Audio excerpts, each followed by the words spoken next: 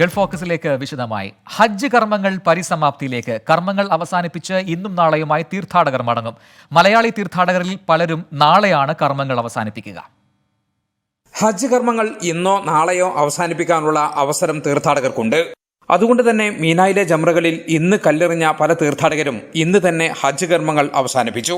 ഉച്ചയ്ക്ക് ശേഷം നടന്ന കല്ലേർ കർമ്മത്തിന് ശേഷം ഇവർ മീനായിൽ നിന്ന് മടങ്ങി. മക്കയിലെ ഹറം പള്ളിയിൽ പോയി വിശുദ്ധ കാബയെ തവാഫ് ചെയ്ത് ഈ തീർത്ഥാടകർ സ്വദേശത്തേക്കുള്ള മടക്കയാത്ര ആരംഭിച്ചു. ജംറകളിൽ നാളത്തെ കല്ലേർ കർമ്മത്തിന് ശേഷമാണ് ബാക്കിയുള്ള തീർത്ഥാടകർ മീനായിൽ നിന്ന് മടങ്ങുക.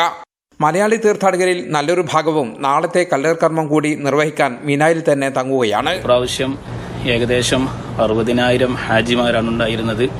അതിൽ അധിക പേരും ആദ്യമായിട്ട് ഹജ്ജ് ചെയ്യുന്നവരാണ്. പക്ഷേ ആ ബുദ്ധിമുട്ടൊന്നും ഒരു ഹാജിമാർക്കും ഉണ്ടായിരുന്നില്ല.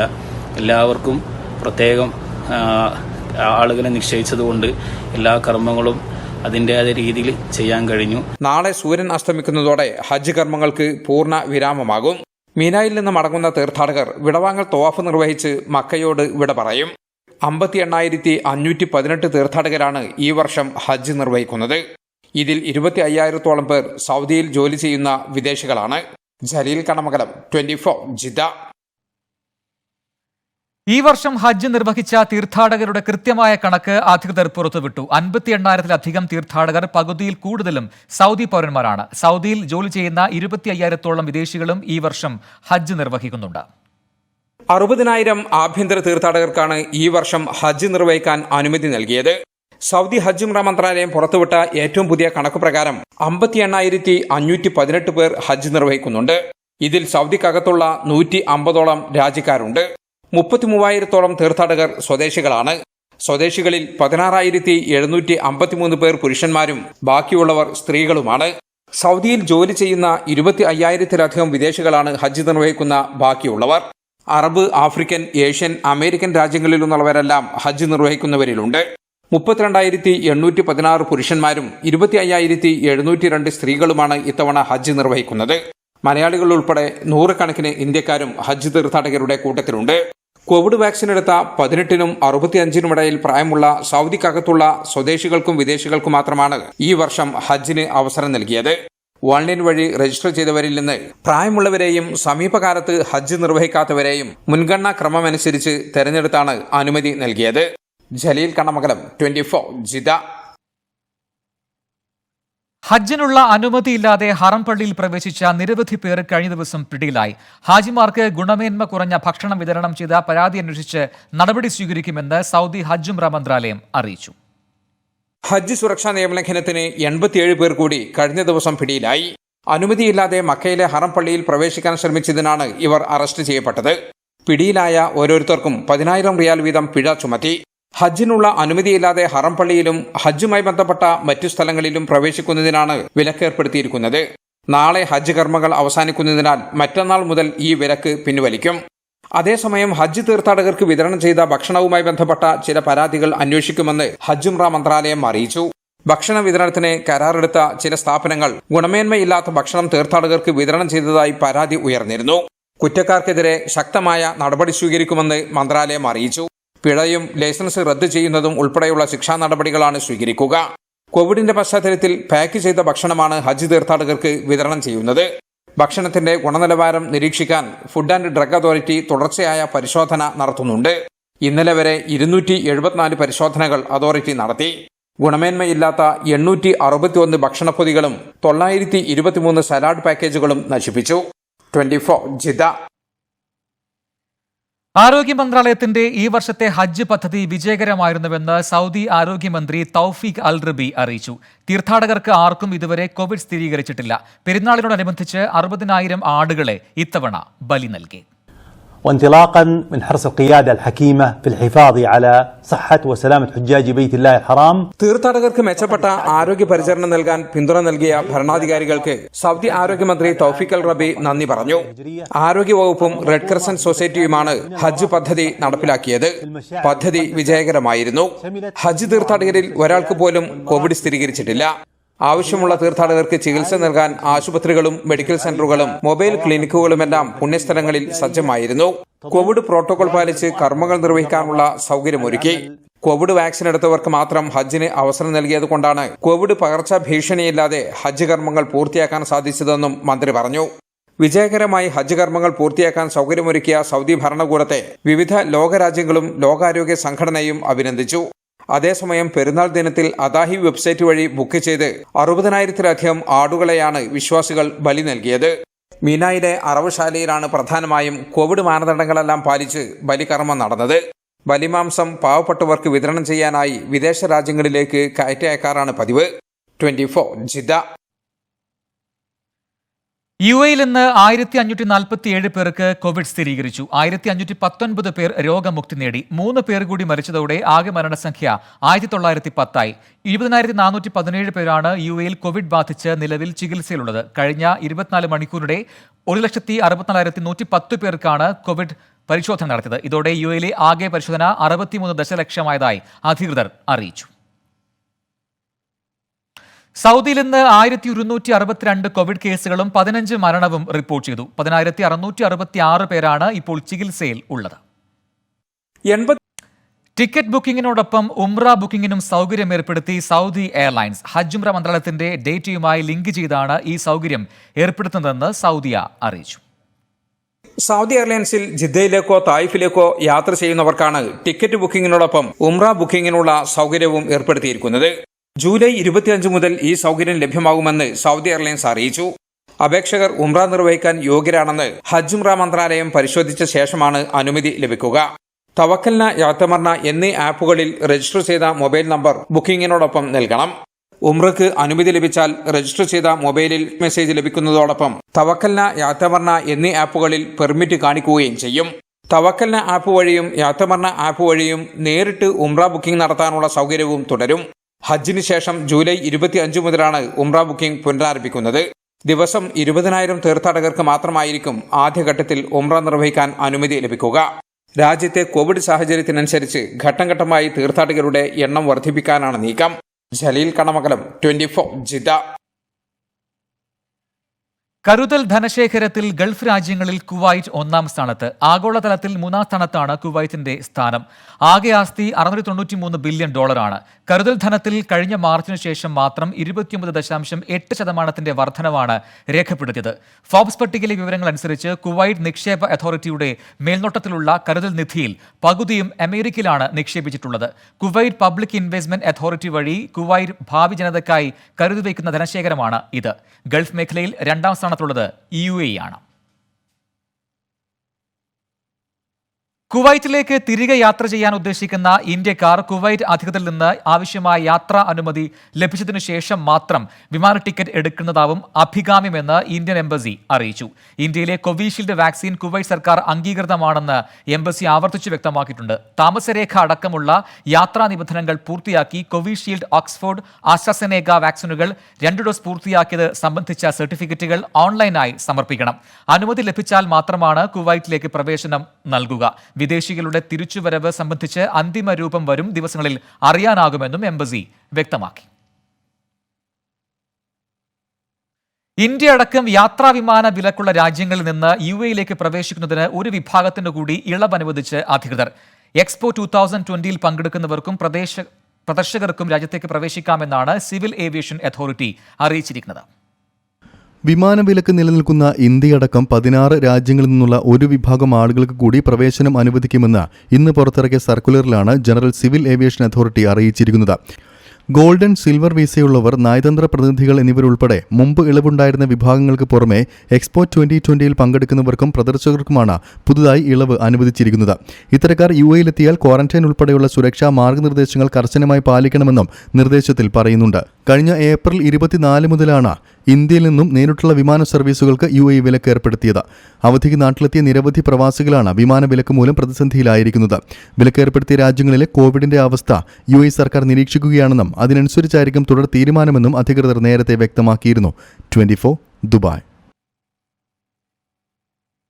നീറ്റ് പരീക്ഷയ്ക്ക് UAE-ൽ കേന്ദ്രം അനുവദിച്ചതായി അറിയിച്ച് അബുദാബി ഇന്ത്യൻ എംബസി. 100 കണക്കിന് വിദ്യാർത്ഥികൾക്ക് പുതിയ തീരുമാനം ആശ്വാസമാകും. കോവിഡ് പശ്ചാത്തലത്തിൽ നീറ്റ് പരീക്ഷയ്ക്കായി നാട്ടിലെത്തുക എന്നത് വിദ്യാർത്ഥികൾക്ക് വലിയ ബുദ്ധിമുട്ടായിരുന്നു സൃഷ്ടിച്ചിരുന്നത്. ഇതുമായി ബന്ധപ്പെട്ട് അധികൃതരുടെ കരുണ കാത്തിരുന്ന UAE-ലെ 100 കണക്കിന് വിദ്യാർത്ഥികൾക്ക് പുതിയ തീരുമാനം ആശ്വാസകരമാകും.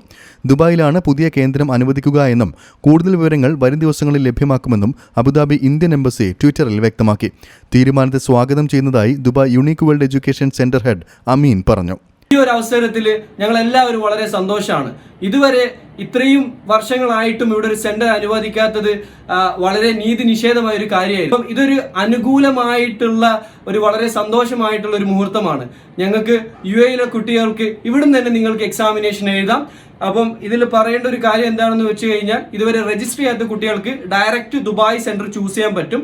നീറ്റ് എക്സാമിനേഷന് രജിസ്റ്റർ ചെയ്ത കുട്ടികൾക്ക് ഓഗസ്റ്റ് 8 മുതൽ 12-ാം തീയതി വരെ കറക്ഷൻ വിൻഡോ ഓപ്പൺ ചെയ്യും. ആ സമയത്ത് നിങ്ങൾക്ക് നിങ്ങളുടെ സെന്റർ മാറ്റാൻ പറ്റും. 93 CBSE സ്കൂളുകളും 9 കേരള സിലബസ് സ്കൂളുകളുമുള്ള UAE-ൽ നിന്ന് 100 കണക്കിന് വിദ്യാർത്ഥികൾ ഇത്തവണ നീറ്റ് പരീക്ഷ എഴുതുന്നുണ്ട്. സെപ്റ്റംബർ 12-നാണ് പരീക്ഷ നടക്കുക. 24 ദുബായ്. മലങ്കര സഭയുടെ പരമാധ്യക്ഷനായിരുന്ന ബസേലിയോസ് മാർത്തോമ പൗലോസ് ദ്വിതീയൻ കത്തോലിക്ക ബാവയ്ക്ക് കുവൈറ്റ് ഓർത്തഡോക്സ് സമൂഹം സ്മരണാഞ്ജലികൾ അർപ്പിച്ചു. കോവിഡ് പ്രോട്ടോകോൾ പാലിച്ച് നാഷണൽ ഇവാഞ്ചലിക്കൽ ചർച്ചിലാണ് സമ്മേളനം നടന്നത്. മലങ്കര സഭയുടെ പരമാധ്യക്ഷനായിരുന്ന പൗരസ്ത്യ കത്തോലിക്കയും മലങ്കര മെത്രാപ്പൊലീത്തയുമായിരുന്ന പരിശുദ്ധ ബസേലിയോസ് മാർത്തോമ പൗലോസ് ദ്വിതീയൻ കത്തോലിക്ക ബാവയ്ക്ക് കുവൈറ്റ് ഓർത്തഡോക്സ് സമൂഹം സ്മരണാഞ്ജലികൾ അർപ്പിച്ചു. നാഷണൽ ഇവാഞ്ചലിക്കൽ ചർച്ചിൽ നടത്തിയ സമ്മേളനത്തിൽ സെന്റ് ഗ്രിഗോറിയോസ് ഓർത്തഡോക്സ് മഹാ ഇടവക വികാരിയും അഹമ്മദി സെന്റ് തോമസ് ഓർത്തഡോക്സ് പഴയപള്ളിയുടെ അഡ്മിനിസ്ട്രേറ്റീവ് വികാരിയുമായിരുന്ന ഫാദർ ജിജു ജോർജ് അധ്യക്ഷത വഹിച്ചു. കുവൈറ്റിലെ ഇന്ത്യൻ സ്ഥാനപതി സിബി ജോർജ്, വത്തിക്കാൻ സ്ഥാനപതി archbishop Eugene Martin Nugent എന്നിവർ മുഖ്യാതിഥികളായി പങ്കെടുത്ത് അനുശോചന സന്ദേശം നൽകി. കുവൈറ്റ് ഇടവകകളുടെ ചുമതല വഹിക്കുന്ന കൽക്കത്ത ഭദ്രസേനാധിപൻ ഡോക്ടർ ജോസഫ് മാർ ദിവാനിയോസ് മെത്രാപ്പൊലീത്ത, കേരളത്തിന്റെ ആരോഗ്യവകുപ്പ് മന്ത്രി വീണ ജോർജ്, കേരളത്തിന്റെ മുൻ മുഖ്യമന്ത്രി ഉമ്മൻചാണ്ടി തുടങ്ങി ലോകത്തിന്റെ വിവിധ ഭാഗങ്ങളിലെ നിരവധി നേതാക്കൾ അനുശോചന സന്ദേശം രേഖപ്പെടുത്തി.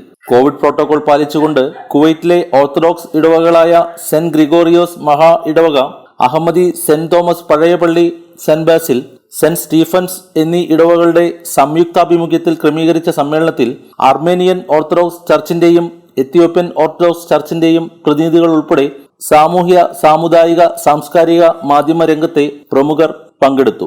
24 കുവൈറ്റ്. പ്രവാസികളെ പറ്റിക്കുന്ന വ്യാജ UAE വെബ്സൈറ്റ് തട്ടിപ്പ് കേസിൽ ശക്തമായ നടപടിയുമായി സൈബർ പോലീസ്. സംഭവത്തിൽ UAE അംബാസഡർക്ക് കേരള പോലീസ് കത്തയച്ചു. വ്യാജ വെബ്സൈറ്റ് സൈബർ ഇടത്തിൽ നിന്ന് ഒഴിവാക്കാൻ GoDaddyക്ക് നോട്ടീസ് അയച്ചിട്ടുണ്ട്. ബീഹാറിൽ നിന്നെടുത്ത സിം കാർഡ് ഉപയോഗിച്ച് തട്ടിപ്പിന് SBI അക്കൗണ്ട് തുറന്നുവെന്നും പോലീസ് കണ്ടെത്തി.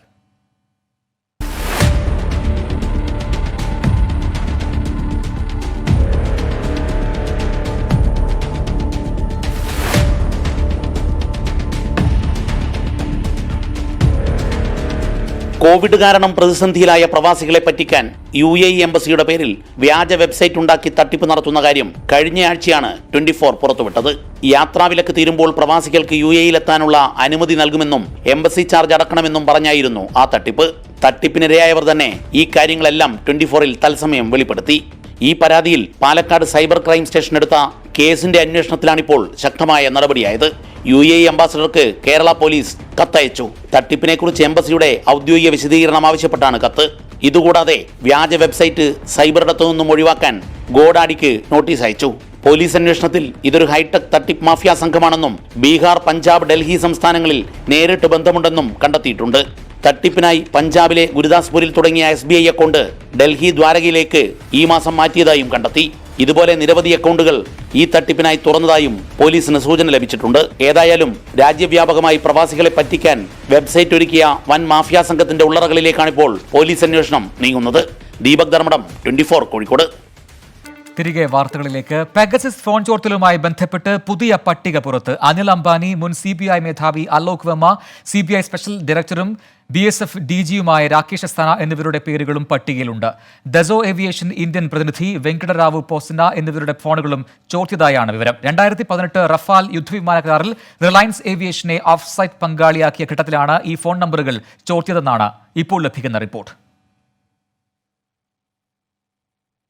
കൊടകര കള്ളപ്പണ കവർച്ചാ കേസിൽ നാളെ കുറ്റപത്രം സമർപ്പിക്കും. കവർച്ച ചെയ്യപ്പെട്ട 3.5 കോടി BJPയുടെ ഇലക്ഷൻ ഫണ്ടെന്നാണ് കുറ്റപത്രത്തിൽ പറയുന്നത്. കെ സുരേന്ദ്രൻ ഉൾപ്പെടെയുള്ള BJP നേതാക്കൾ സാക്ഷികളായേക്കും. ഏപ്രിൽ 3-ന് കൊടകരയിൽ 3.5 കോടി രൂപ കാറപകടം സൃഷ്ടിച്ച് കവർച്ച ചെയ്യപ്പെട്ടു എന്നതാണ് കേസ്. ആദ്യം തൃശൂർ റൂറൽ SP G പൂങ്കുഴലിക്കായിരുന്നു അന്വേഷണ ചുമതല. കേസ് അന്വേഷണത്തിൽ കവർച്ച ചെയ്യപ്പെട്ടത് 3.5 കോടി രൂപയാണെന്നും BJPയുടെ തെരഞ്ഞെടുപ്പ് ഫണ്ടാണിതെന്നും കണ്ടെത്തി. കവർച്ച ചെയ്യപ്പെട്ടത് കള്ളപ്പണമാണെന്ന് പോലീസ് സ്ഥിരീകരിച്ചു. കേസിന്റെ ഗൗരവം കണക്കിലെടുത്ത് മെയ് 8-ന് തൃശൂർ റേഞ്ച് DIG A അക്ബറിന്റെ നേതൃത്വത്തിലുള്ള പ്രത്യേക സംഘത്തിന് അന്വേഷണം കൈമാറി. ജൂലൈ 26-ന് ആദ്യ പ്രതികളെ അറസ്റ്റ് ചെയ്ത് 90 ദിവസം തികയുന്ന പശ്ചാത്തലത്തിൽ നാളെ പ്രത്യേക അന്വേഷണ സംഘം ഇരിങ്ങാലക്കുട കോടതിയിൽ കുറ്റപത്രം സമർപ്പിക്കും. കവർച്ചാ കേസിൽ അറസ്റ്റിലായ 22 പേർ മാത്രമായിരിക്കും കുറ്റപത്രത്തിലും പ്രതികൾ. ഇതുവരെ ചോദ്യം ചെയ്ത BJP സംസ്ഥാന അധ്യക്ഷൻ കെ സുരേന്ദ്രൻ ഉൾപ്പെടെയുള്ള BJP നേതാക്കൾ സാക്ഷികളായേക്കും. കേസിലാകെ 200 സാക്ഷികൾ. കൊടകരയിൽ കവർച്ച ചെയ്യപ്പെട്ട 3.5 കോടി BJPയുടെ തെരഞ്ഞെടുപ്പ് ഫണ്ടാണെന്ന് അന്വേഷണ സംഘം കുറ്റപത്രത്തിൽ ചൂണ്ടിക്കാണിക്കും. കവർച്ചാ കേസിൽ തുടരന്വേഷണം വേണമെന്നും ആവശ്യപ്പെടും. കവർച്ച ചെയ്യപ്പെട്ട കള്ളപ്പണത്തിന്റെ ഉറവിടം അന്വേഷിക്കാൻ എൻഫോഴ്സ്മെന്റ് ഡയറക്ടറേറ്റിന് നിർദ്ദേശം നൽകണമെന്നും അന്വേഷണ സംഘം കോടതിയിൽ ആവശ്യപ്പെടും. സുധിഷ ധർമ്മൻ, 24 തൃശൂർ. കുണ്ടറ പീഡന പരാതി ഒതുക്കിത്തീർക്കാൻ മന്ത്രി AK ശശീന്ദ്രൻ ഇടപെട്ടുവെന്ന വിഷയത്തിൽ പ്രക്ഷുബ്ധമായ നിയമസഭാ സമ്മേളനത്തിന്റെ ആദ്യ ദിനം. മന്ത്രി തെറ്റുകാരനല്ലെന്ന് മുഖ്യമന്ത്രി സഭയിൽ വിശദീകരിച്ചു. എന്നാൽ മുഖ്യമന്ത്രി വേട്ടക്കാർക്കൊപ്പമാണെന്ന് ആരോപിച്ച് പ്രതിപക്ഷം സഭയിൽ നിന്ന് ഇറങ്ങിപ്പോയി. AK ശശീന്ദ്രൻ രാജി ആവശ്യപ്പെട്ട് നിയമസഭയ്ക്ക് പുറത്തും പ്രതിഷേധങ്ങൾ ഉണ്ടായി. AK ശശീന്ദ്രനെ മന്ത്രിസ്ഥാനത്ത് നിന്നും നീക്കണമെന്നാവശ്യപ്പെട്ട കോൺഗ്രസിലെ PC വിഷ്ണുനാഥാണ് അടിയന്തര പ്രമേയത്തിന് നോട്ടീസ് നൽകിയത്. ആ കസേരയിൽ തുടരുന്നത് ശരിയല്ല സാർ. ഒന്നുകിൽ അദ്ദേഹം രാജിവെക്കണം, അല്ലെങ്കിൽ മുഖ്യമന്ത്രി അദ്ദേഹത്തിന്റെ രാജി എഴുതി വാങ്ങണം. AK ശശീന്ദ്രനെ കൈവിടില്ലെന്ന് വ്യക്തമാക്കിയായിരുന്നു മുഖ്യമന്ത്രിയുടെ മറുപടി.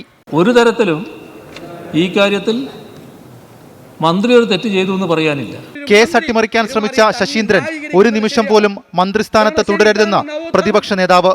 നിങ്ങൾ ഇരയ്ക്കൊപ്പമാണോ വേട്ടക്കാർക്കൊപ്പമാണോ? അതാണ് വ്യക്തമാക്കേണ്ടത്.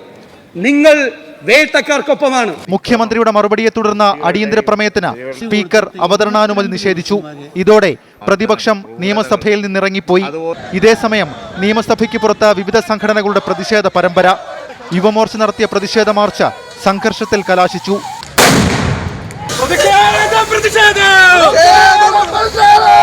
മന്ത്രിയുടെ വാഹനം തടഞ്ഞും യുവമോർച്ച പ്രവർത്തകർ പ്രതിഷേധിച്ചു. മഹിളാ മോർച്ച പ്രവർത്തകരെയും പോലീസ് അറസ്റ്റ് ചെയ്ത് നീക്കി. 24 തിരുവനന്തപുരം. കുണ്ടറ പീഡന പരാതിയിൽ ആരോപണ വിധേയരായ NCP നിർവാഹക സമിതി അംഗം G പത്മാകരനെയും ലേബർ കോൺഗ്രസ് കൊല്ലം ജില്ലാ പ്രസിഡന്റ് S രാജീവിനെയും പാർട്ടി സസ്പെൻഡ് ചെയ്തു. NCP അന്വേഷണ കമ്മീഷൻ റിപ്പോർട്ടിന്റെ അടിസ്ഥാനത്തിലാണ് നടപടി. അതേസമയം കേസിൽ മന്ത്രിക്കെതിരെ പോലീസിന് മൊഴി നൽകിയ യുവതി ഗവർണർക്കും പരാതി നൽകും. കുണ്ടറയിലെ പീഡന പരാതി അന്വേഷിക്കാൻ NCP നിയോഗിച്ച മാത്യൂസ് ജോർജിന്റെ നേതൃത്വത്തിലുള്ള സംഘം ഇന്നലെയാണ് നേതൃത്വത്തിന് റിപ്പോർട്ട് കൈമാറിയത്. മന്ത്രി AK ശശീന്ദ്രന് ക്ലീൻ ചിറ്റ് നൽകിയ അന്വേഷണ കമ്മീഷൻ സംസ്ഥാന നിർവാഹക സമിതി അംഗം G പത്മാകരൻ, S രാജീവ് എന്നിവർക്ക് വീഴ്ച പറ്റിയതായി കണ്ടെത്തിയിരുന്നു. ഇതിന്റെ അടിസ്ഥാനത്തിലാണ് ഇരുവരെയും സസ്പെൻഡ് ചെയ്യാൻ പാർട്ടി നേതൃത്വം നിർബന്ധിതമായത്. നേരത്തെ മന്ത്രിക്ക് ക്ലീൻ ചിറ്റ് നൽകിയ അന്വേഷണ കമ്മീഷൻ റിപ്പോർട്ടിനെ വിമർശിച്ച് പരാതിക്കാരിയും കുടുംബവും രംഗത്തെത്തിയിരുന്നു. അതേസമയം മന്ത്രി AK ശശീന്ദ്രനടക്കം 3 പേർക്കുമെതിരെ യുവതി പോലീസിന് മൊഴി നൽകി. മന്ത്രി പീഡന പരാതിയിൽ ഒത്തുതീർപ്പിനും സ്വാധീനിക്കാനും ശ്രമിച്ചുവെന്നാണ് മൊഴി. മന്ത്രി AK ശശീന്ദ്രനെ കണ്ണടച്ച് സംരക്ഷിക്കുന്ന നിലപാടാണ് മുഖ്യമന്ത്രി സ്വീകരിക്കുന്നതെന്ന് പരാതിക്കാരി ആരോപിച്ചു. ഈ സാഹചര്യത്തിൽ മന്ത്രിക്കെതിരെ ഗവർണർക്ക് പരാതി നൽകാനാണ് യുവതിയുടെ തീരുമാനം. നിയമപരമായി മുന്നോട്ടു പോകുന്നതിൽ യുവതിക്ക് പൂർണ്ണ പിന്തുണ നൽകുമെന്ന് വീട് സന്ദർശിച്ച BJP സംസ്ഥാന അധ്യക്ഷൻ കെ സുരേന്ദ്രനും ഉറപ്പു നൽകി. സംഭവത്തിൽ പോലീസ് അന്വേഷണം പുരോഗമിക്കുകയാണ്. യുവതിയുടെ മൊഴിയുടെ അടിസ്ഥാനത്തിലാകും തുടർ നടപടികൾ. 24 കൊല്ലം. ഇതോടെ ഗൾഫ് ഫോക്കസ് പൂർത്തിയാവുന്നു. Good night.